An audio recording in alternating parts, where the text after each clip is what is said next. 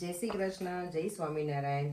આજ શુક્રવાર છે અને આજથી આપણો દિવાળીનો તહેવાર શરૂ થાય છે. તો આજે એકાદશી છે, તો ચલો આજે પેલા ઘરમાં કંકુ પગલા કરી દઈએ માતાજીના.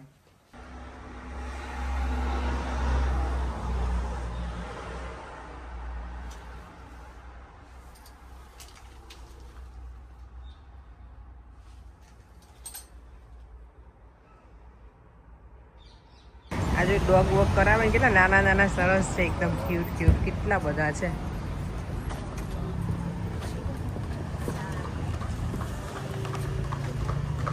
સલૂન જઈએ અને આજે મારા નેલ્સ કરાવવાના છે. ફાઇનલી આજે કરાવી નાખું, પછી કંઈ ટાઈમ સેટ થાય એવું છે નહીં. એટલે આપણું ઇન્ડિયા જવાનું બધી પ્રિપરેશન બ્યુટી માટેની ડન. પછી આઈબ્રો હજી બાકી છે મારે, એ હવે મારી ફ્રેન્ડ પાસે કરાવું છું ને તેની પાસે મારે સ્પેશિયલ જવું પડશે. કામ ખૂટતા જ નથી એવું લાગે છે મને. એની આજે તો 11 પણ થઈ ગઈ. 11 હમણાં આજે પહોંચી જશે, ઘરે જઈશું ને ત્યાં સુધીમાં તો દિવસો ફટાફટ જાય છે એવું લાગે. એટલે સલૂન જઈએ, કામ કરીએ. ફેમિલીસમાં આવે ને એટલે કંઈક ને કંઈક નવા ફ્રૂટ જોવા મળે. આ શું છે બોલો? રામબુટાન. આવું તો મેં પહેલી વખત સાંભળ્યું. આ કેવું લાગતું હશે ફ્રૂટ છે? પાછું સ્પાઇકી અને અહીંયા જો આ કીવી બેરીઝ પણ આવી ગઈ છે. કીવી આવતા હતા ને, કીવી બેરીઝ, સ્મોલ કીવી.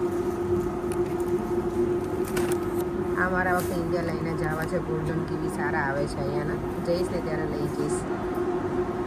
આજે 11 છે ને, જો શોપમાં ગઈ પણ મને ફરાળી લોટ ના મળે. નહીંતર એવું હતું કે ફરાળી લોટની ભાખરી અને દહીં વઘારવાનો પ્લાન હતો. હવે ઘરે જઈને શું બનાવવું ફરાળમાં, કારણ કે એવરી ટાઈમ ફ્રેન્ચ ફ્રાઈઝ ને ખાઈએ ને, તો આજે કીધું કે કંઈક નોર્મલ જ ખાઈ લઈએ, ભાખરીને એવું, કે બટેકાને એવું ખાવું નહીં, પણ એ જ ખાવું પડશે. સવારે સાબુદાણાની ખીચડી બનાવી હતી મેં લંચ માટે, વેફર પણ તળી હતી, બધું હતું.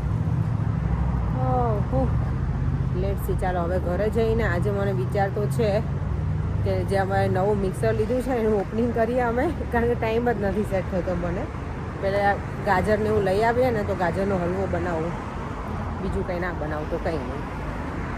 લેટ્સ સી, ઘરે જઈને જોઈએ શું થાય છે. ચાલો, આખી ટીમ આવી ગઈ છે અમારી સાથે લીડરમાં આજે.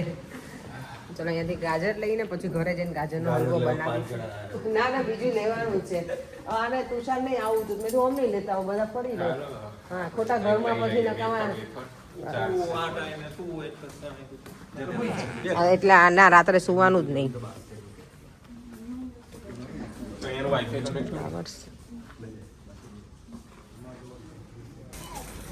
પમ્પકિન કેટલા ક્યુટ છે ને, મસ્ત દેખાય છે. હવે હેલોવીન પણ નજીક જ આવી રહ્યું છે, એટલે અહીંયા જો પમ્પકિનની અલગ અલગ. આ તો ફુગાઈ ગયા લાગે છે. આઈ ડોન્ટ નો, આને ખવાય તો નહીં, પણ આ લોકો એમને મૂકે આગળ, મને લાગે છે. એમના છે બેબી કેરેટ્સ.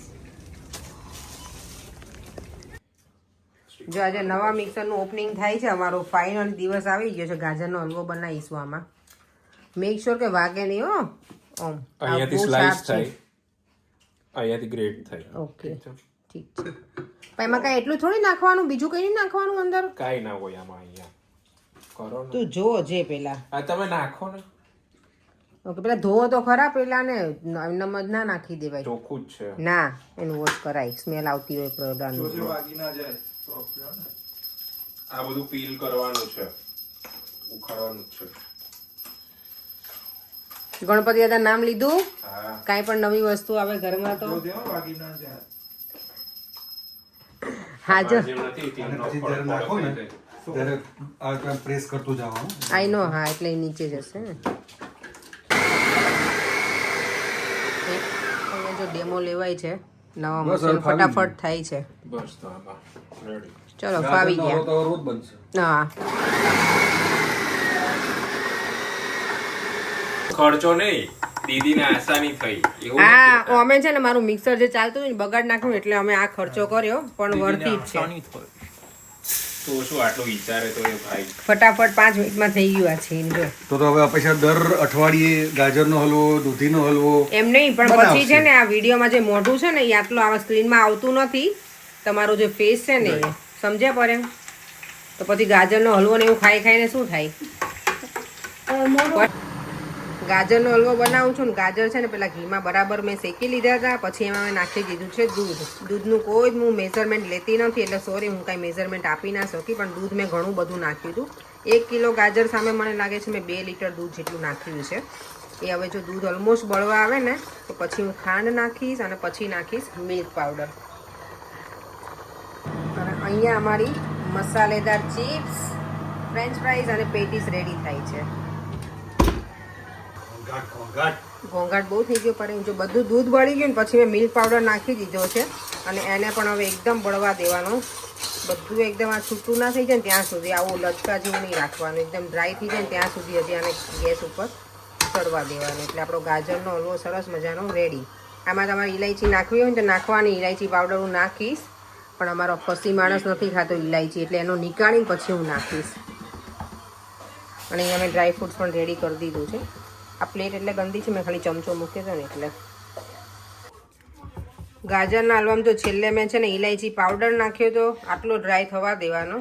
અને હવે અમે કેક બનાવીને એટલે ભરી દીધું છે, એકદમ સરસ બની ગયો છે. પેલા ભગવાનને ધરાવી દઈએ પછી અમે બધા ટેસ્ટ કરીશું. ચલો બધું કામ પૂરું થઈ ગયું છે અને હવે ગાજરનો હલવો બધા બેસીને એન્જોય કરીશું. અને જો પ્લેટફોર્મ સરસ થઈ ગયું છે મારું નવું એકદમ. અહીંયા જો બધા ગાજરનો હલવો ટેસ્ટ કરે છે હવે. સારો છે. સારો છે. સરસ છે. World best. બોલો સાહેબ તુષાર. પરાણે પરાણે હો સારો છે. દેવ કેવું લાગે મારા દીકરાને? તું કે મને સાચો આન્સર. હે એવું? Thank you. આપણે આ ટેસ્ટ કેમ અલગ આવે ખબર છે? આપણે લાલ ગાજર ઓરેન્જ હોય ને એટલે બેસ્ટ. હજી એક ઓર હો જાય. મજા બી કરે. બહુ જ મજા જા લગી આવી. હજી લઈ આવું ના, તાર મેથી દાણા ખાવાના છો અત્યારે જ ગળી ખાધું છે એટલે ગળી જજો ને થોડાક. આવતીકાલે તો ધનતેરસ છે, કાલે ધનતેરસની પૂજા કરીશું. મને લાઇટિંગ એટલી સરસ લાગે છે ને જો અહીંયા રૂમમાં. દીવો મેં આજ તો જાગે છે, 11 વાગવા આવ્યા છે. ચાલો બેટા સૂઈ જઈએ હવે આપણે. વિડીયોનો એન્ડ પણ કરી દઈએ. ફરીથી મળીશું કાલે નવા વિડીયો સાથે. બાય બાય, જય શ્રી કૃષ્ણ. અને યસ બધાને વેરી સૂન અમારા ઇન્ડિયાના બ્લોગ જોવા મળશે, તો સ્ટે ટ્યુન. બાય.